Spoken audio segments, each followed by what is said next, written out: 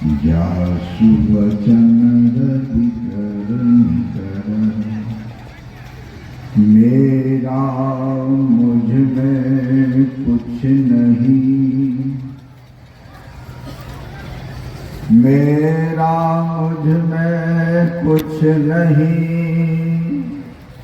जो कुछ है प्रभु तो तेरा तुझको सौंप दे, क्या लागत है मोर। मंच पर तीर्थ स्वरूप महात्मागण उपस्थित सत्संग प्रेमी महानुभाव माताओं एवं बहनों, अभी हम लोग रामचरितमानस उत्तरकांड से कागभुसुंडी और गरुड़ संवाद को सुन रहे थे। उस प्रसंग में भक्ति के बारे में वर्णन किया।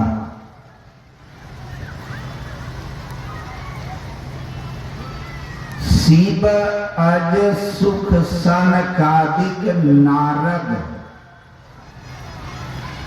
जे मुनि ब्रह्म विचार विशारद, सब कर मत खगनायक एहा, करिए राम पद पंकज नेहा। इसमें एक शब्द आया विशारद। विशारद आयुर्वेद का कहिए एक लास्ट डिग्री है। उसी तरह ये 8 आदमी का नाम आया और कहा जे मुनि या जो हो गए, ये सब भक्ति के परम सीमा तक पहुंचे हुए हैं। इन सब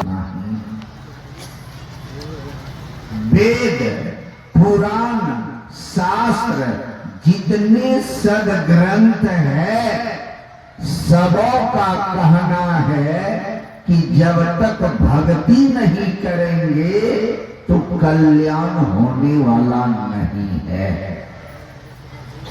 भक्ति भक्ति का 2 पहलू है, एक सार दूसरा आसार। गुरु महाराज कहते हैं अपनी भगतिया सदगुरु साहब, मोहि कृपा कर देहु हो, जुगन जुगन भव भटकत बीते, अब भव बाहर लेहु हो। अपनी भक्ति का जहां वार्तालाप हो तो लगता है कि पराई भी भक्ति है। इसलिए कह रहे हैं कि अपनी वाली भक्ति मुझे बताइए, अपनी भक्तियां। तो एक सार है, दूसरा आसार है। सार भक्ति किसे कहते हैं और आसार भक्ति किया है। संसार में जितना भी भक्ति देख रहे हैं, जिसमें इंद्रियां शरीर सहयोग करती है, वह सबके सब आसार भक्ति है। कहेंगे इससे कुछ नहीं मिलता है, ये मैंने कहना था। इससे रोग व्याध हुआ है तो छूट जा सकता है, बाल बच्चा नहीं है तो हो जा सकता है, धन संपत्ति नहीं है तो हो जाएगा, लेकिन सुख और शांति नसीब नहीं है। कहिएगा यही तो सुख और शांति है, ये तो बहुतों के पास है। उससे पूछिए क्या सुख और शांति है? नहीं है। ये आसार भक्ति है। इससे वही चीज मिलता है जो कि इंद्रियों को सुहाता हो। इंद्रियां ग्रहण करती है, इसलिए कि इंद्रियों से आराधना किए तो इंद्रियों का भोग करने वाली वस्तु जो है वही आपको प्राप्त होगा। इंद्रिया के बारे में वेद में आया कि यह ईश्वर के बारे में कभी सोच समझ नहीं सकती है। हाथ पैर गुदालिंग रसना कान त्वचा नाक आंख मन बुद्धि आदि के इंद्रियों के द्वारा जो आराधना करना चाहते हैं, भक्ति करना चाहते हैं, तो यह भक्ति नहीं है, ये असार भक्ति है। सार भक्ति जो स्वयं होता है, शरीर बैठा रहता है और मन से जप करके आस्ते आस्ते आप एकांत हो जाते हैं, सारे संसार से छूट जाते हैं और तब जो आप भक्ति करते हैं ये स्वतंत्र भक्ति है। यही एक भक्ति है सुख और शांति प्रदान करने के लिए। इसका 3 रूपों में व्याख्या किया गया है, रूप, स्वरूप और स्वरूप। रूप संसार में जितने भी आराधना देख रहे हैं यह रूप आराधना है, मोटी आराधना है, ये रूप आराधना जो है। इसलिए सब तरह के आदमी इसमें भाग लेने के लिए तैयार होते हैं।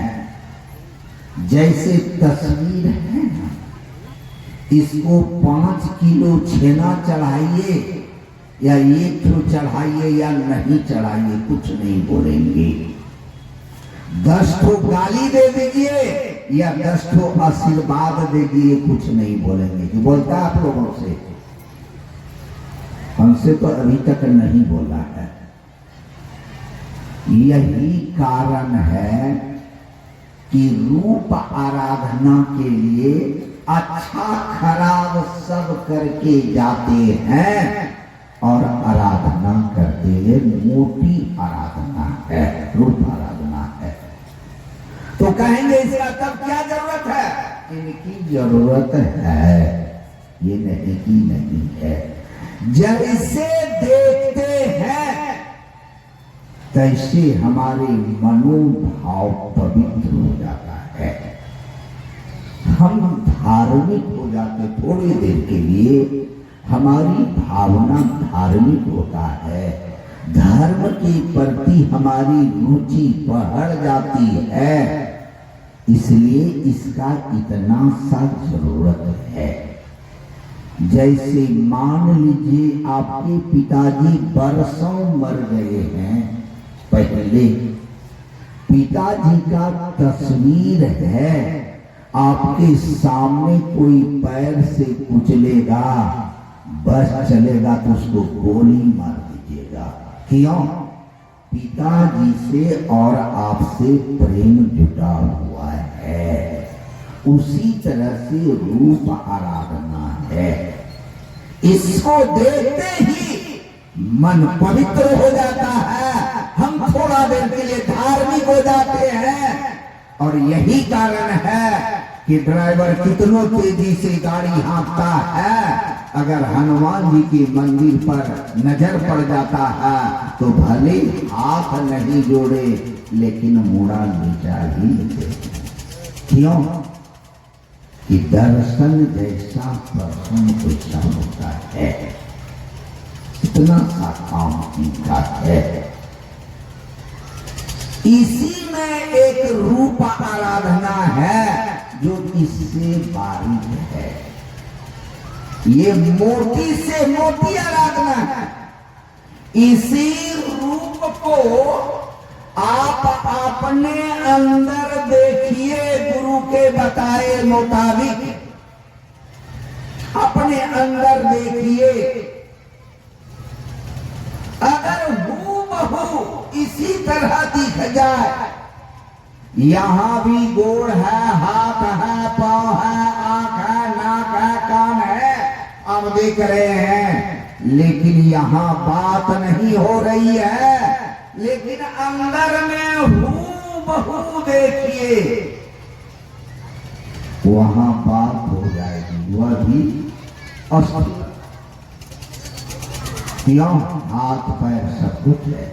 स्वामी विवेकानंद ने रामकृष्ण परमहंस जी से कहा कि जब तक धन नहीं होगा तो धर्म नहीं होगा, इसलिए गुरुदेव मां से कहिए धन देगी।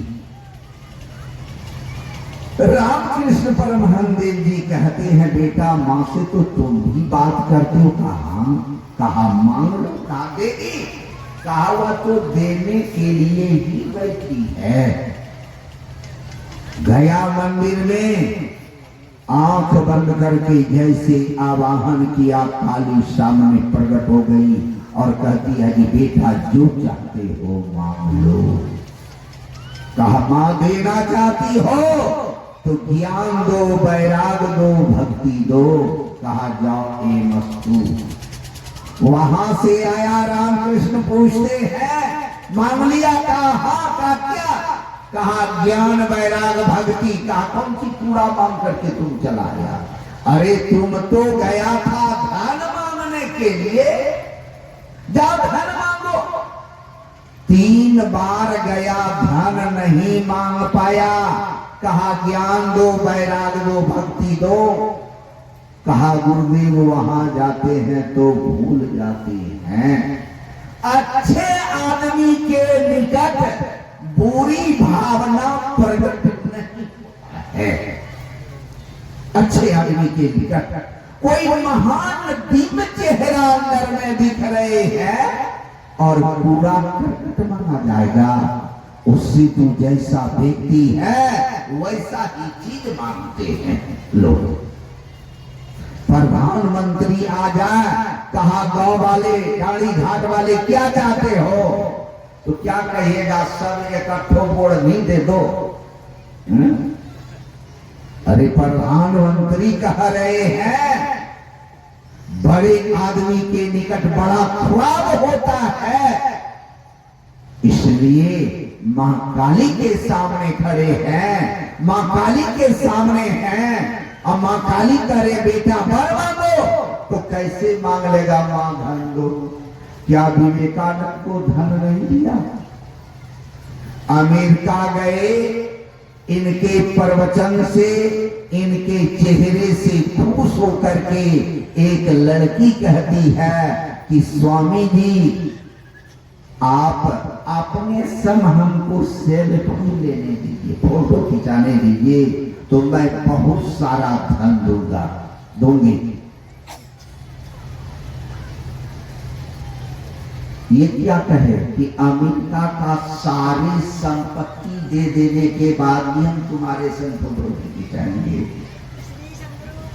अब धन की कमी नहीं इसको किया। सारे विश्व में भारत का नाम रोशन करते लोग। ये अस्थल है कि कोई सूक्ष्म भक्ति नहीं है। गंगा पहाड़ कहलगांव पर हम रहते थे, कुछ दिन ध्यान करने के लिए रहते थे। एक ब्राह्मण पढ़ा लिखा आया था, बाहर चला, तो बात बात में पता चल गया कि ये जागो हो महादेव का है। अभी बहुत चला है।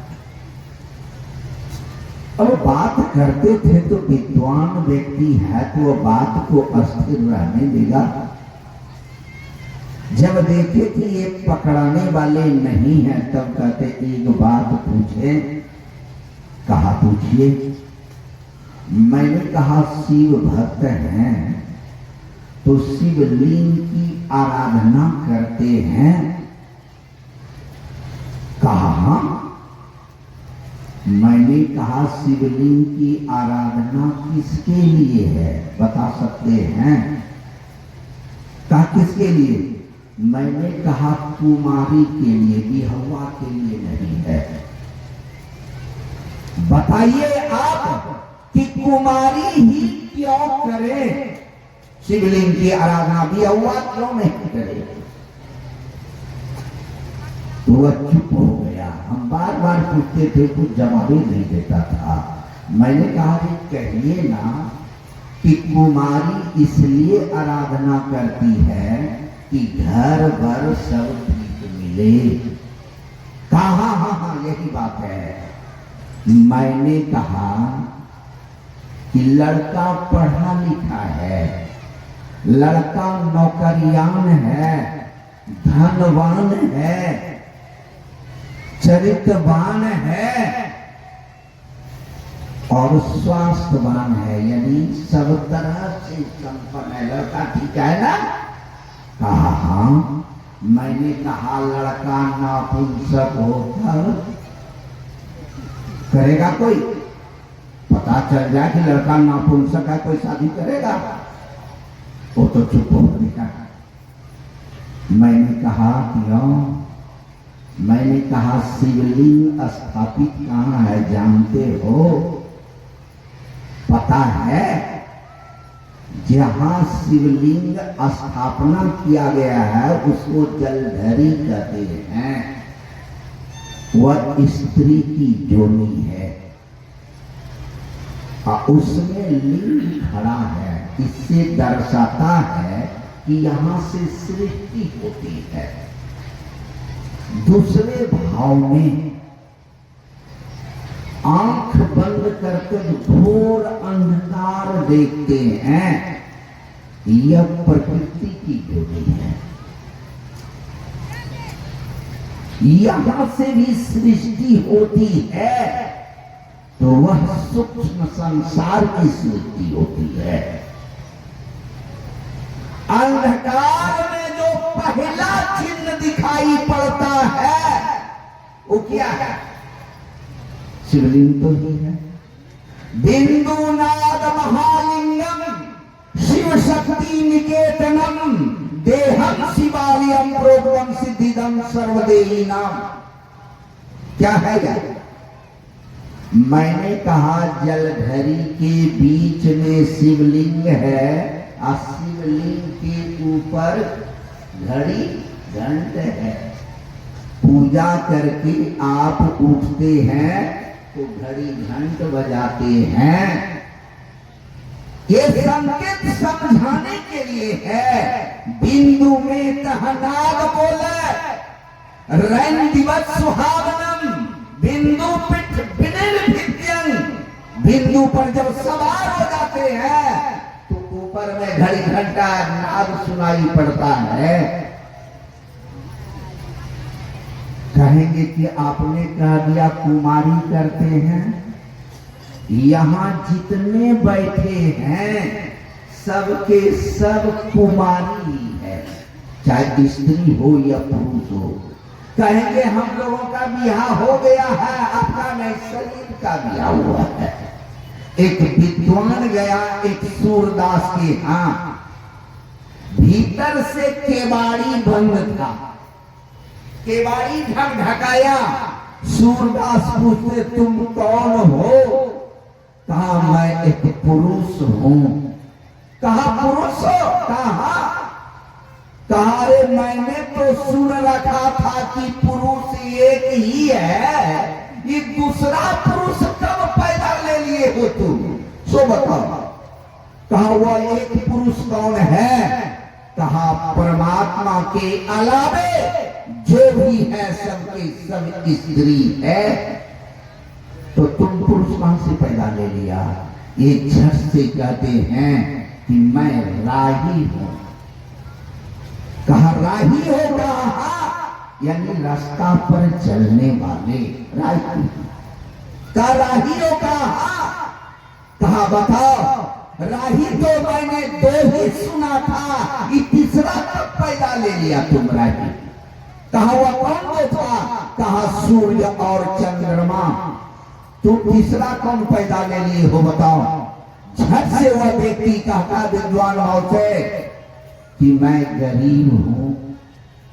कहा गरीब हो? कहा गरीब भी तो है, तुम तीसरा गरीब कहां से पैदा ले लिया तो बताओ। कहा वो दो गरीब कौन है? कहा दो गरीब है, एक बहन दूसरी पशु। इसको जहां बिहा देती है माता पिता वहां चली जाती है। पशु को जिसके हाथ में बेच देते हैं वहां जाना पड़ता है। तुम कैसा गरीब हो बताओ? इसको कहना पड़ा कि मुझे पता नहीं है कि मैं कौन हूं। तब सूरदास ने केवाड़ी खोला तो पुरुष एक है, जिसको उस पुरुष से मिलन हो जाए, वह पुरुष से संबंध हो जाए, वही व्यक्ति भक्त और संत वही व्यक्ति। और यह इसीलिए इस शिवलिंग की आराधना केवल कुमारी करती है। जो संसद को प्राप्त कर जाए उसको करे या न करे, कौन सी घटना बिगड़ता है? कुमारी करती है। इसलिए सबके सब कुमारे हैं। अब बताओ विद्वान को मैंने कहा शिव भक्त हम है कि तुम है? तुमको तो पता नहीं कि शिवलिंग कहाँ है। तुम तो पत्थर के पीछे पागल हो ना। बताओ तुम चुप हो गया। कहानी कहते थे सही बात। केवल खाने के लोभ से, पीने के लोभ से कहते हैं शिव भक्त। अरे शिव जी हजारों हजार वर्ष अखंड समाधि लगाए। ऐसे ही महापुरुषों ने कहा यहां से भक्ति शुरू होती है। यही भक्ति है, सार भक्ति। महापुरुषों ने कहा कि अगर तुम भक्ति करना चाहते हो तो सार भक्ति करो। इसीलिए गुरु महाराज ने कहा अहो भगता सार भगति करी हो, आसार भगति करी संसार भ्रमत रही, भक्ति श्रम निष्फल। आसार भक्ति करते हैं तो रोग व्याध से छूटने के लिए, बाल बच्चा होने के लिए, धन संपत्ति होने के लिए किसी भी शरीर में हो जा सकता है। लेकिन ये सार भक्ति करने के लिए केवल मनुष्य ही सक्षम है, महापुरुषों ने कहा। इसलिए सार भक्ति कीजिए। अब ये भक्ति करने वाला व्यक्ति कैसे होता है, कैसे तरीका है? साउथ में जा रहे हैं, बाबा का बाजा बज रहा है।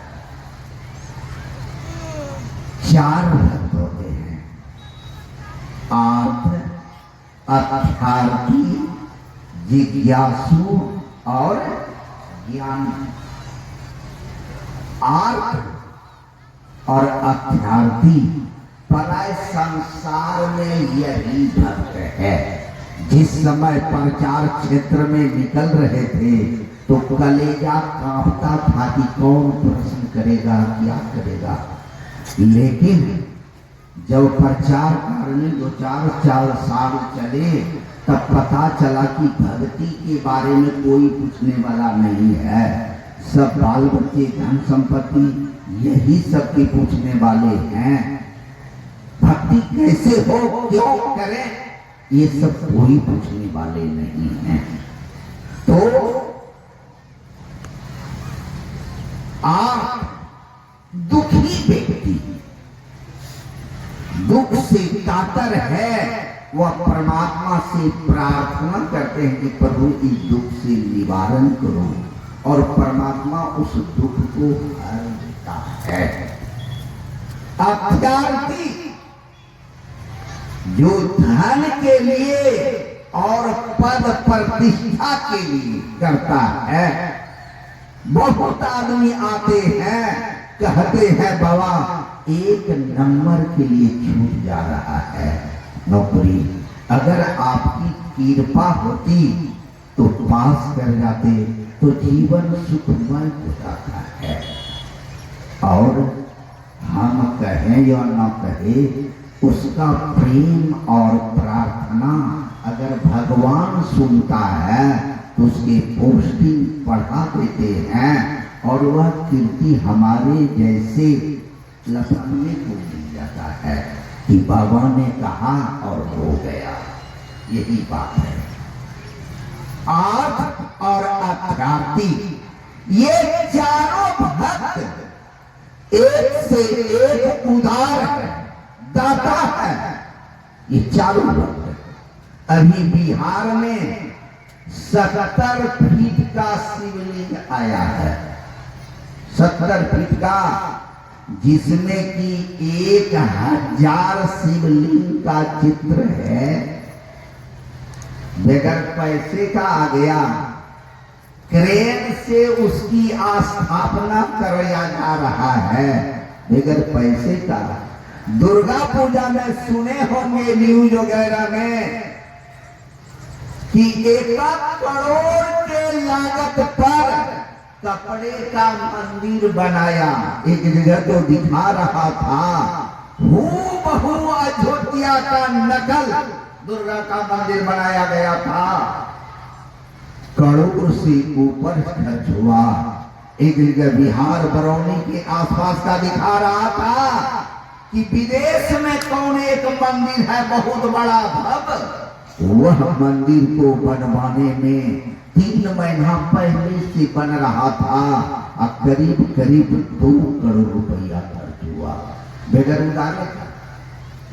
ये चारों भक्त एक से एक उदार और दाता होता है। ये है कि ये है कि जब जब दुख का विपत्ति पड़ता है तब तक परमात्मा को याद करते हैं। दुख टल गया, भगवान भी टल गया। जैसे द्रौपदी तब पुकारी जब देखा कि किसी भी परिस्थिति में हमारा इज्जत बचने वाला नहीं है, तब कहा तो द्वारकाधीश भगवान को आने में देर लगा दिया, तुरंत आया। और खींचने वाला साड़ी कैसा था, एक हाथ खींचे सर्वो 52 हाथ उघारी, दुशासन एक हाथ से सीढ़ी साड़ी खींचता था तो 52 हाथ साड़ी खींचता था। दोनों हाथ से दुशासन खींच रहा साड़ी।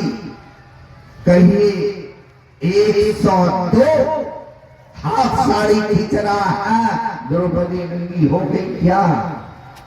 10,000 हाथी का बल रखने वाला दुशासन मूर्छित होके गिर गया धारा पर खींचते खींचते, लेकिन साड़ी नहीं उड़ा सका। कवियों को लिखना पड़ा साड़ी बीच नारी है, नारी बीच साड़ी है, कि साड़ी भी की नारी है। पति नहीं चला कि नारी साड़ी है कि साड़ी नारी है। श्याम रूप भय श्याम, बसंत रूप भय श्याम। एक अवतार भगवान कृष्ण को साड़ी का भी कहा जाता है। द्रौपदी की लाज बचाए जब प्रहलाद को पहाड़ पर से बीजने लगे, किसका नाम लिया? आर्त भक्त है, इसलिए भगवान को पुकारा और भगवान ने आकर के गोद में लेकर के एक व्यापारी के गाड़ी पर रख दिया। किसी तरह का क्षति नहीं हुआ कि आप भक्त हैं। अत्यार्थी भक्त जानते हैं धन और पद पर वह आस्ते आस्ते विद्वान हो ही जाता है। यही ज्ञानी भक्त खोज करते करते जिज्ञासु एक दिन ज्ञानी कहलाता है। लेकिन ये चारों भक्त उदार और दाता होता है। भक्ति जिंदगी कीजिए, सारे रूपों में वही एक रूप है परमात्मा। कटान दिखाता है, चंद्रा उगत उदय हो रवि धूर शब्द मिल जाता है। गुरु सदगुरु के चरण अधीन अगम भेद वह पाता है।